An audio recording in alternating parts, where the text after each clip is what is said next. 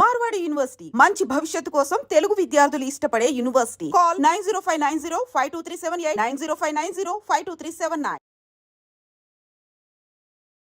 నమస్తే, welcome back to IT media. నేను మీ ఝాన్సీ. రీసెంట్గా మీకు తెలిసిన వాళ్ళలో ఎవరైనా నీ సర్జరీస్ చేయించుకున్నారా? ఆ తర్వాత కూడా వాళ్ళకి పెయిన్స్ రావడం కానీ మళ్ళీ తరచూ హాస్పిటల్కి వెళ్ళడం చూస్తున్నారా?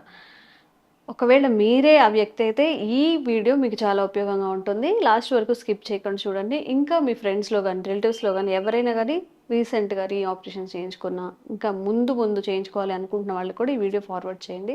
ప్రస్తుతం అంతా ఉన్నారు నాస్ట్రోపతిక్ డాక్టర్ షాగుప్తా గారు. నమస్తే అండి. ఈ మధ్యకాలంలో అంటే మీరు అన్నట్టు ఇందాక ఒక వీడియోలో మెన్షన్ చేశారు, జలుబు దగ్గు అనేది ఎంత కామన్గా వస్తుందో నీ ఆపరేషన్స్, క్యాన్సర్, పీసీఓడి అనేవి ఈ మధ్యకాలంలో తరచూ వింటున్నాం. అసలు 10 మందిలో ఒక 5-6 మందికి ఖచ్చితంగా ఉంటున్నాయి. మరి ఇలా నీ ఆపరేషన్స్ చేయించుకున్న వాళ్ళు ఫర్దర్గా నెక్స్ట్ లైఫ్ అనేది వాళ్ళకి ఎలా ఉండాలి, ఎలాంటి జాగ్రత్తలు తీసుకోవాలి? సో బేసికలీ ఏంటంటే అండి, ఆఫ్టర్ నీ సర్జరీ అయిన తర్వాత నీ సెట్ అయిపోయిందని చెప్పేసి ఇమీడియట్గా విత్ ఇన్ 1 వీక్లో వాక్కి వెళ్ళిపోతూ ఉంటారు చాలామంది. చాలామంది నేను గమనిస్తుంటాను. దాని తర్వాత అదే నీ సర్జరీ అనేది సక్సెస్ అవ్వలేదు అని చెప్పేసి ఇది అయిపోతూ ఉంటారు. సో నేనేమంటే ఆఫ్టర్ సర్జరీ ఏ సర్జరీ అయినా సరే అయిన తర్వాత మనం ప్రికాషనరీ మెథడ్స్లో కొంత రెస్ట్ తీసుకోవాలి. ఎన్నాళ్ళు రెస్ట్ తీసుకోవాలి? ఆల్మోస్ట్ 10 to 15 డేస్ రెస్ట్ తీసుకొని 10 to 15 డేస్ తర్వాత ఫిజియోథెరపీ కూడా చేయించుకోవాలి. ఆ ఇప్పుడు మనకి ఆ సర్జరీ అవుతున్నప్పుడు అన్ని వేసి చేసింటారు కాబట్టి మనము ఆ రెస్ట్ ఇచ్చింటాం. ఆ రెస్ట్ పీరియడ్ అయిపోయిన తర్వాత ఒక ఆల్మోస్ట్ ఒక 1 month వరకు ఫిజియోథెరపీ చేయించుకోవాలి. అది ఈవెన్ దో సర్జరీ చేసిన డాక్టర్ సజెస్ట్ చేస్తారు. సో ఫిజియోథెరపీ చేయించుకున్న తర్వాత కొన్ని ప్రికాషనరీ మెజర్స్ ఉంటాయి, అవన్నీ ఫాలో అయిన తర్వాత మనము అప్పుడు స్లోగా వాక్కి వెళ్ళడం కానీ చిన్న చిన్న అడుగులతో. కొంతమంది లైక్ సివియర్ పెయిన్ వస్తే తప్ప సర్జరీకి వెళ్ళొద్దంట నేనైతే. ఇప్పుడు చాలా మంది ఏంటంటే నీ అరగడం స్టార్ట్ అయ్యింది అన్న వెంటనే సర్జరీ పరిగెత్తుకుంటూ వెళ్ళిపోతారు. అంటే ఫ్యూచర్లో మళ్ళీ ఇంకా ఏమైనా అయిపోతుందేమో, ఇంకొక నీ మీద ఎక్కడ అంటే నీ సర్జరీ రాకుండా మనం జాగ్రత్తలు తీసుకునేవి 100 ఉన్నాయి. అవి చేసుకుంటే మాకు నీ సర్జరీ అవసరం లేదు. ఇంకా నీ సర్జరీ తర్వాత ప్రికాషన్స్ అనేవి ఇంకా దేవుడికి వదిలేద్దాం. అందుకే నేనేమంటే చాలా వీడియోస్లో నేను చెప్పాను, నీ పెయిన్ వచ్చింది అంటే సడన్ గా క్రానిక్ పెయిన్ అయితే రాదు. ఫస్ట్ ఒక్కసారి కాల్షియం డెఫిషియన్సీ వచ్చింది అనుకోండి, కర సౌండ్లు వస్తాయి, టక్ టక్ టక్ సౌండ్లు వస్తాయి చూడండి. ఆ టక్ టక్ సౌండ్లు ఇండికేట్ టు నీకు ప్రాబ్లం వచ్చే ఛాన్సెస్ ఉన్నాయి 1 to 2 years లో అనేది మనం ఒక చిన్న జాగ్రత్త. ఓకే, సో మనం చెక్ చేసుకోండి అందరూ. టక్ టక్ మ్యాక్సిమం మనకి ఏంటంటే టక్ టక్ sound it's very normal, ligament sound. అది మనం కూర్చొని ఒక లేచిన తర్వాత ఒకసారి వస్తుంది, ప్రతిసారి కూర్చొని లేస్తున్న వెంటనే ప్రతిసారి వస్తుంది అనుకోండి, అది కాంప్లికేటెడ్. ఓకే, ఇప్పుడు నేనేమంటే complicated in the sense deficiency ఉంది అని దాని అర్థం. సో మనము చాలా మందికి లిగమెంట్ ఒకసారి కూర్చొని లేచిన వెంటనే మళ్ళీ ఫామ్ అవడానికి ఒక 30 seconds to 1 minute పడుతుంది. అప్పుడే మళ్ళీ టక్ టక్ అనేది రాదు. ఇప్పుడు నేను ఇలా అన్నాను, చిన్న టక్ సౌండ్ వచ్చింది, తర్వాత నేను అంటూనే ఉన్నాను, నాకు సౌండ్ రావట్లే. సో రిలీజింగ్ అనే టక్ సౌండ్ వేరుంటది, ప్రతిసారి అనే టక్ సౌండ్ వేరుంటది. దీన్ని మనం ఇండికేట్ చేసుకోవాలి, ఓకే మన బాడీలో కాల్షియం తక్కువైంది. కాల్షియం టెస్టే చేయించుకోవాల్సిన అవసరం లేదు, మన బోన్సే చెప్పేస్తాయి కాల్షియం తగ్గింది నీకు, సంథింగ్ ఎక్కడో స్టిఫ్ గా ఉంటున్నాయి జాయింట్స్ అని. అప్పుడు మనం కాల్షియం రిచ్ ఫుడ్లు ఎక్కువ తీసుకోండి, ఆవు పాలు తీసుకోండి, తర్వాత నువ్వులు తీసుకోండి, తర్వాత మ్యాక్సిమం రాగులు తీసుకోండి, ఓకే రాజగిరా సీడ్స్ అంటారు, తోటకూర విత్తనాలు తీసుకోండి, దోశల్లాగా కానీ ఇందులో మనం తీసేసుకోవచ్చు.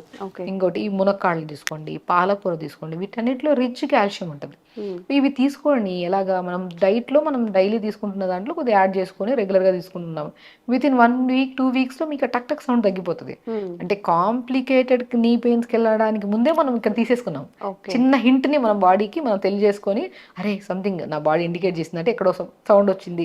దాన్ని మనం మునక్కాడలో కానీ, మునక్కాడలు చాలా అద్భుతం అండి. అసలు మునక్కాడలు మనము కూర చేస్తే ఒక ఇంత గిన్నెడు పెట్టుకుని తినేస్తే ఓవర్ హీట్ అయిపోతుంది. చాలా మందికి ఏంటంటే మునక్కాడలు తీసుకుంటే హీట్ అయిపోతుంది అని తింటారు. 2-3 ముక్కలు తింటే హీట్ అవ్వదు, అదే పనిగా తింటే ఇంకా కూర్చొని పెట్టి ఇంకా అదే అన్నం పక్కన పెట్టి ఇంకా నమ్ములుతూనే ఉంటారు. It leads to heat. ఏదైనా సరే ఒక మోతాదులో తిన్నంత వరకు అది ప్రాబ్లం కాదు, మోతాదు దాటిన తర్వాత అది కాంప్లికేటెడ్ అవుతుంది. సో డైలీ 3 ముక్కలు తీసుకోండి. ఇప్పుడు సాంబార్లో వేస్తుంటారు కొంతమంది, లేదంటే మునక్కాళ్ళని ఉడకబెడితే పిప్పంతా వస్తుందా, ఆ పిప్పంతా తీసేసి చపాతీ పిండిలో కలుపుకొని చపాతీ చేయండి, ఆ పిప్పంతా తీసి రాగి జావలో కలుపుకొని రాగి జావ చేసుకోండి. ఎంత అద్భుతం అండి అసలు. అక్కడే మీకు కాల్షియం క్లియర్ అయిపోయింది. మీకు నేను ఇప్పుడు 10 రకాలు చెప్పాను, ఆల్మోస్ట్ నేను వెజిటేబుల్స్ చెప్పాను, ఫ్రూట్స్ లో కూడా పొమోగ్రానేట్ తీసుకోవచ్చు, నట్స్ లో కూడా పంకిన్ తీసుకోవచ్చు, వాటర్ మిలన్ సీడ్స్ లో మోర్ కంటెంట్ ఆఫ్ కాల్షియం ఉంటుంది. ఇవన్నీ ఉంటాయి. ఇన్ని రకాల్లో కూడా మీకు కామన్ గా దొరికేది మునక్కాయలు, ఎందుకంటే వీటిని మించింది మునక్కాయ. మునక్కాయలు మనం రోజు మూడు మూడు ముక్కలు 4 ముక్కలు జావలో తీసుకోవచ్చు. మీకు 4 విధాలు చెప్పాను. అది కూడా జావలో తీసుకోవచ్చు, చపాతీ పిండిలో కలుపు, ఇడ్లీ చేస్తున్నప్పుడు కూడా ఆ బ్యాటర్లో కలుపుకొని ఇడ్లీ కూడా చేసుకోవచ్చు. సో అప్పుడు మీకు ఏమవుతుంది, వితిన్ 1 to 2 వీక్స్లో కాల్షియం సప్లిమెంట్ ప్రాపర్గా బాడీకి అంది. అట్లీస్ట్ మీకు అది కూడా అందలేదని ఎవరు చెప్తారు, మీ బాడీ చెప్తుంది. ఆ టక్ టక్ సౌండ్లు కొద్దిగా కంట్రోల్ అవుతాయి. ఓకే. సో అది. సో నెక్స్ట్ పాయింట్ ఏంటంటే తిమ్మిరి, మోకాల కిందన కానీ పట్టేసినట్టు తిమ్మిరి రావడము, కూర్చున్న లేసిన సపోర్ట్ తీసుకొని లెగడము, ఒక టైప్ ఆఫ్ డిస్కంఫర్ట్నెస్. ఇది సెకండ్ స్టేజ్ ఆఫ్. సో దీనికి ఏం చేస్తాం, B12 deficiency. So B12 deficiency మనం ఏం చేస్తాం, మ్యాక్సిమం నేను చెప్తుంటాను చాలా మందికి, పాలకూర కానీ తోటకూర కానీ, ఇప్పుడు మనం కొంతమంది నాన్ వెజ్ తినే వాళ్ళకి ఫిష్ తీసుకోమని చెప్తుంటాను. సో వెజిటేరియన్స్లో అయితే ఎన్ని వెజిటబుల్స్లో ఉంటుందండి బి కాంప్లెక్స్ విటమిన్ అనేది, ఆల్మోస్ట్ అన్నిట్లో ఉంటుంది. స్పెసిఫికల్గా ఒక దీని గురించి మాట్లాడుకోవచ్చు. ఇప్పుడు హయ్యర్ దెన్ మనం మాట్లాడుకున్నాం అనుకోండి, గోందు కతీరా అంటారు. గోంద్ కతీరా ఉంటుంది, గోంద్ ఉంటుంది, రాజగిరా సీడ్స్ ఉంటుంది, సింఘాడా ఫ్రూట్ ఉంటుంది. ఇవన్నీ మనకు దొరకేటప్పటికల్లా మనకి మోకాళ్ళ నొప్పులకు స్టేజ్ సింఘాడా ఫ్రూట్ అని మనకి చాలా మంది బండ్లలో అమ్ముతుంటారు.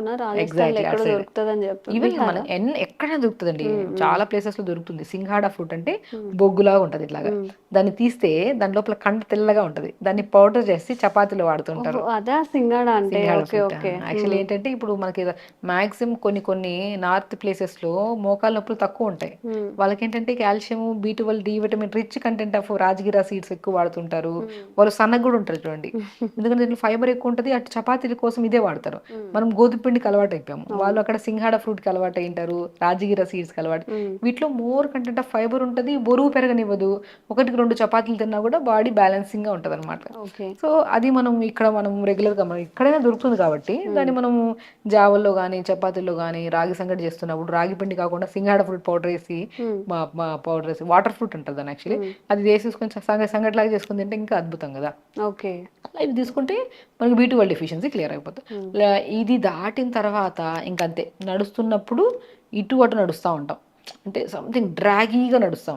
బాగా రన్నింగ్ చేసే వాళ్ళకు ఒక్కసారి డిస్కంఫర్ట్నెస్ అనిపిస్తుంది, వాళ్ళు స్లో రన్ చేస్తారు, లేదంటే కాళ్ళని ఈదుతారు లైట్గా. ఈ స్టేజ్కి వచ్చాక D విటమిన్ డెఫిషియన్సీ. ఇప్పుడు B12, D విటమిన్, ఐరన్ 3 డెఫిషియన్సీస్లు కూడా మనకి బికాస్ ఆఫ్ ఈ సిమ్టమ్స్ కనపడతాయి. ఈ 3 టెస్టులు చేయించుకోండి ఫస్ట్. అందులో ఏ వాపితే ఇప్పుడు ఐరన్ డెఫిషియన్సీ అంటే నేను కొన్ని చెప్తాను. ఇప్పుడు బ్లాక్ కిస్మిస్ కానీ, అంజీర్ కానీ, తోటకూర కానీ ఐరన్ డెఫిషియన్సీ. ఐరన్ తక్కువ ఉన్నా కూడా కొన్ని నరాల బలహీనత రావడానికి ఛాన్సెస్ ఉన్నాయి. సో ఐరన్ కానీ B12 కానీ తగ్గితే ఫస్ట్ వచ్చేది తిమ్మిరి and type of burning sensation. ఇప్పుడు కాల్షియం తగ్గితే టక్ టక్ సౌండ్, B12 తగ్గితే డ్రాగీ పెయిన్ అనమాట, ఒక టైప్ ఆఫ్ ఏదో ఇంటర్నల్గా ఎవరో పట్టి లాగినట్టు ఉంటుంది నరాన్ని. సో వీటన్నిటిని మనం చూసుకొని, సో ఇవి మోతాదులో ఉన్నాయా లేదా. ఇప్పుడు మనం అనుకున్న D విటమిన్ తగ్గింది, మష్రూమ్స్ తీసుకోండి. ఎన్ని లేవండి, pumpkin seeds, watermelon seeds, pool makhana, తామర గింజలు అంటారు చూడండి, అద్భుతం అసలు అవి. ఇవన్నిటిని మనము ఫుడ్ లో తీసేసుకున్నాం అనుకోండి, ఈ డెఫిషియన్సీని ఇక్కడే క్లియర్ చేసేసాం. ఇంకా తర్వాత మనకు మోకాళ్ళ దగ్గర ఎక్కడ డ్యామేజ్ అయ్యే ఛాన్సెస్, ఇవన్నీ డెఫిషియన్సీస్ అయ్యి మనం నెగ్లెక్ట్ చేసాం అనుకోండి, జాయింట్ కి మధ్యలో సైనోవిల్ ఫుడ్ అవుతుంది. అది పక్కకు పోవడం వల్ల ఈ బోన్కి మధ్యలో రాపిడ్ ఎక్కువైపోయి పెయిన్ రావడము, ఒకటి కాదు ఇంకా అలా కాంప్లికేషన్ అయ్యి లాస్ట్ కి నీ సర్జరీకి వెళ్తారు. ఆ నీ సర్జరీ అయిపోయిన వెంటనే ఇంకా సర్జరీ అయిపోయింది, మా ఇంటి పక్కన వాళ్ళు ఎవరో సర్జరీ చేయించుకున్న వెంటనే వాళ్ళు గంతులు వేస్తున్నారని చెప్పి గంతులు వేయడం స్టార్ట్ చేస్తారు.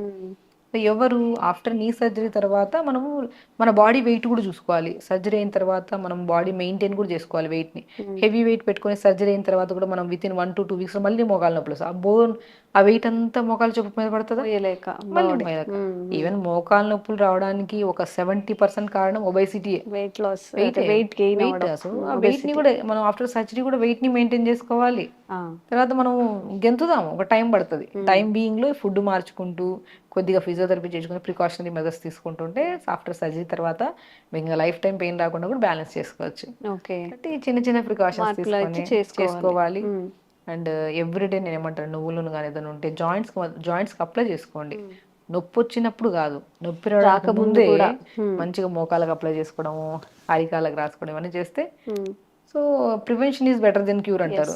సో మనకి మనం వచ్చిన తర్వాత క్యూర్ చేసుకునే పద్ధతిలో కాకుండా ఫస్ట్ ముందు నుంచి ప్రికాషన్స్ తీసుకుంటే బెటర్ కదా. ఇలా మెయింటైన్ చేసుకుంటుంటే ఏ సమస్య రాకుండా మేనేజ్ చేయొచ్చు. ఫస్ట్ మీరు ఒబెసిటీ తగ్గించుకోండి. మీ ఏజ్ కన్నా ఎక్కువగా కనిపిస్తున్నా, బాగా లావుగా ఉన్నా కానీ దాన్ని కంట్రోల్ చేసుకోవడానికి ట్రై చేయండి. మోస్ట్లీ 70% ఆఫ్ మోకాళ్ళ నొప్పులు కానీ సర్జరీస్ కానీ వెయిట్ వల్లనే జరుగుతాయట. అండ్ మీ ఫుడ్ హ్యాబిట్స్ మేడం ఇప్పుడు ఏవైతే మెన్షన్ చేశారో అవన్నీ చక్కగా పోషకాలను వచ్చేలాగా ఫుడ్లో ఇంక్లూడ్ చేసుకుంటూ తింటూ ఉంటే మనకి జంక్ వైపు వెళ్ళే అవసరం కూడా ఉండదు. ఆ క్రేవింగ్ ఫీలింగ్స్ కూడా రాకుండా ఉంటాయి. మన హెల్త్ కోసం ఆ మాత్రం కూడా చేసుకోలేకపోతే up to you. Thank you ma'am. నమస్తే అండి. Sir, one life lesson what medicine has taught you. whatever you can do without expecting. But I really believe మన పాజిటివ్ యాటిట్యూడ్ ఉంటేనే మనం ఏదైనా సాధించగలం. గట్ ని మనం కరెక్ట్ గా డీల్ చేసినట్లయితే అది మనకి పాజిటివ్ హార్మోన్స్ ని రిలీజ్ చేస్తుంది. షుగర్ వచ్చిన వాళ్ళ పరిస్థితి ఏంటి? పొట్ట దగ్గర పెరిగితే దాన్ని ఆండ్రాయిడ్ అంటారు, ఆండ్రాయిడ్ ఫోన్ కదా. అసలు థాట్స్ ఎందుకు వస్తాయి? బ్రెయిన్ డెడ్ అంటే దానికి ప్రపంచం అంతా కూడా కొన్ని నిర్దిష్టమైనటువంటి లక్షణాలు ఉన్నాయి. మానసికంగా ధైర్యంగా ఉంటే క్యాన్సర్ జయించవచ్చు. You are a doctor for a cause sir, అంతే. వాళ్ళకి వచ్చిన ఆదాయం కాకుండా ఫ్రీ సర్వీస్ ఎంతమందికో చేస్తుంది.